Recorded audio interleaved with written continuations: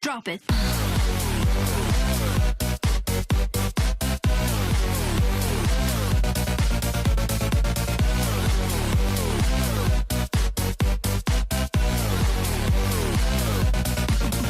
Yeah. Alright, what is going on everybody? My name is Lightning. I've got another video for you.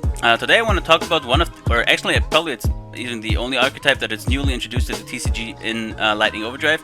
But Lightning Overdrive is only a couple of days away, and the archetype, the Amazement archetype in there is very interesting to me for a couple of reasons. One of them being that I was looking for a actual like trap-based, like archetype-based strategy, and the current or recent like trap-based decks like Guru, whatever, not really you know, meeting my expectations, sort of. So it was a very refreshing sight to see a new trap-based archetype introduced to the game. And also the boss monster Arlecchino is pretty much multi-faker, but with more attack points. Because if you activate a trap card, you can summon him. Then you can equip one of the trap cards to one of your opponent's monster when you normal special summons it, which is going to be very powerful, as you're going to see in a second when I go over the trap cards. And also he can sort of clear the board of your opponent, which is also very neat.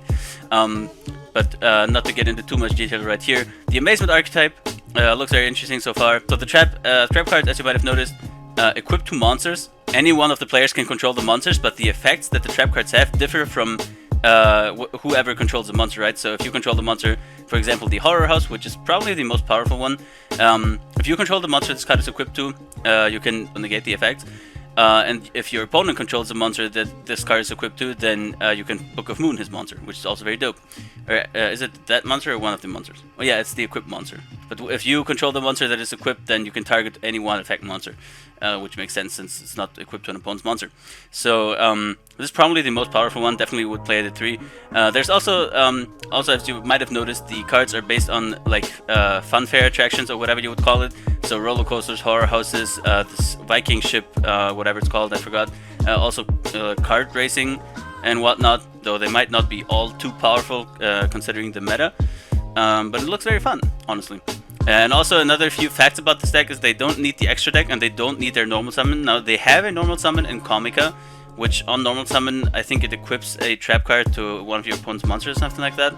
Or actually no, you can set a attraction card, an attraction trap card directly from the deck to your trap zone. Then as a quick effect, you can target an attraction trap that is equipped to a monster and equip it to an amazement monster you control or one face of monster your opponent controls. That's also a thing that the traps can either be equipped, I forgot to mention that earlier, to an opponent's monster or to an amazement monster you control. So you can't just equip it to like splash the trap cards in any deck and just equip it to your monsters. That doesn't work. But you're always gonna have some form of amazement monster. And yeah, as I said, it doesn't require an extra deck, it doesn't require the normal summon specifically, so you could also splash some cool engines with a normal summon in it. That's also one cool thing, so I really didn't think about it until somebody brought it up to me.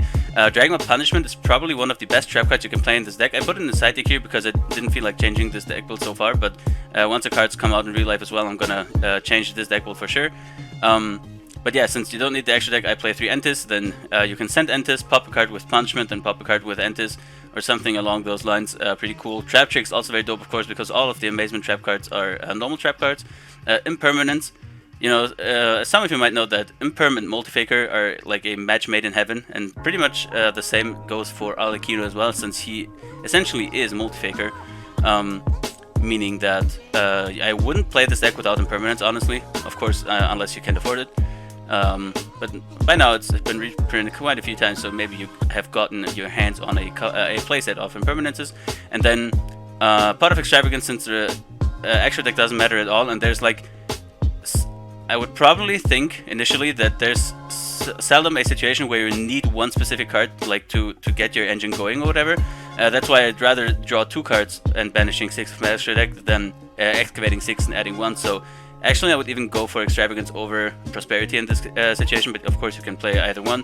Pot of Duality, I mean, yeah, you special summon the Arlecchino, but that's not gonna happen like every turn, or it doesn't have to happen every turn. And also, you can special summon him on the opponent's turn, which makes Pot of Duality pretty good in this deck, especially in addition to Extravagance, since Prosperity and Extravagance counter each other, but you can activate a Duality after Extravagance, so essentially you have 6 copies of draw spells, which is pretty good. Then they also have some cards that generate advantage, also some form of protection here.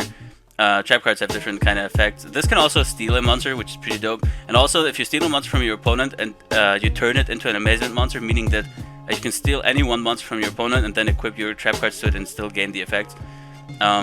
Also, the field spell kind of helps with, for example, Arlecchino's first effect banishes trap cards to destroy cards, and then with the field spell you can just recycle your banished trap cards, which is pretty dope. Also, I just threw a playset of Ash Blossoms in here. You could probably even play more hand traps. Maybe you can cut down some of the other traps as well, since this one, for example, is not really powerful. Or, you know, maybe on some other cards or whatever, and play more hand traps, or maybe cut out a few cards to play something like...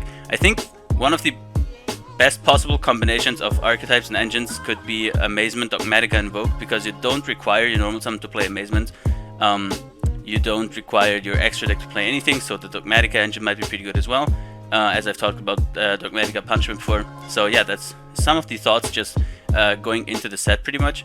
We're 2 days away, I think, and this is what my initial deck list looked like. You're definitely going to see an update once I get the cards and maybe even playtest against my friends in remote duels a little bit.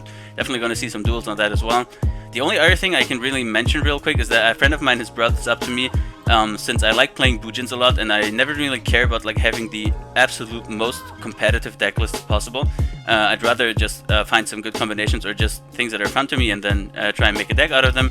And since I love playing Bujins, and many people have been talking about stopping playing Bujin Yamato since he's very slow and doesn't fit into the game plan of the new Bujin support and coming out in Lightning Overdrive as well.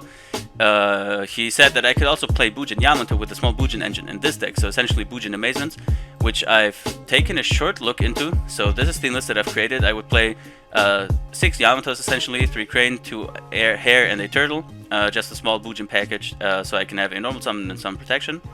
And then I play 3 Arlecchino, 3 Comica, which is the normal summon that can generate as advantage. I know it's kind of weird to play like different normal summons, but ideally you would have Yamato on field and keep him there, so all the other turns you would have the Comica, or the normal summon effect of the Comica available to you. Then of course the Infinite Impermanence. There can be only one, which is a very cool card alongside Yamato, which I've ignored for way too long. I'm definitely going to play There Can Be Only One in any Yamato based deck going forward. And then there's Amazement Pressure Spark, the field spell, also the special. So essentially any spell card and trap card just at 2 at this point, because Imperm and There Can Be are way too good not to play in this certain setup. Then Extravagance as well, you don't need the extra deck at all for Yamato only. So that's a 3 of in here, and other than that everything else is a 2 of.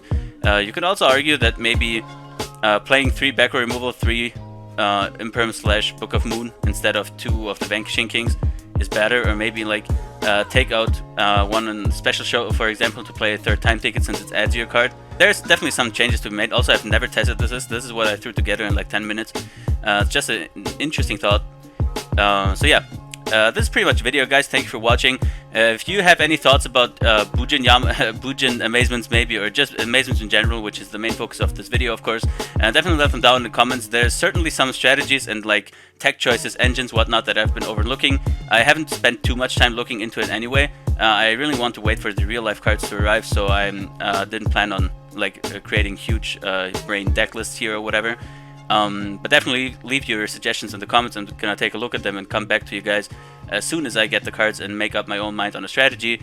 If there's something that you didn't like about the video, then leave a thumbs down and let me know what you didn't like, because I'm always trying to improve my content. However, if you liked the video, then you can also leave a thumbs up. If you're new to the channel, then subscribe. And other than that, guys, see you next time.